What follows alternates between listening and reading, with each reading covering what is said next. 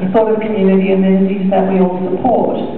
And the bit of the detail which is not there, which is really the controversial aspect of the plan, is the settlement city precinct, particularly what happens to the foreshore. But what we can see is that the claims, for example, that no car park will be lost are false, that no public land will be taken over and handed over to the developer. That too is false. It's very clear that the buildings will encroach upon part of the area which is now a car park. That car park, of course, either has to get smaller or it has to go further over onto the park.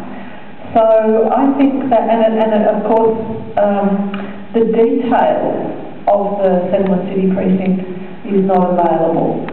We know that there are a couple of options between Ariadne and, of course, the council macro plan.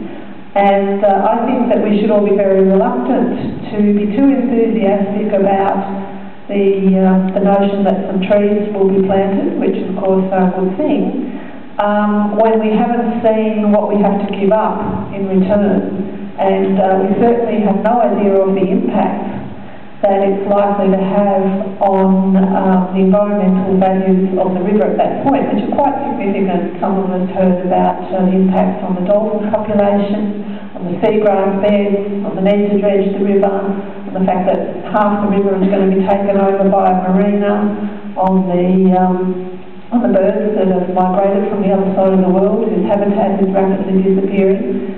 So I think that the lack of detail is a real concern about what's proposed for this area.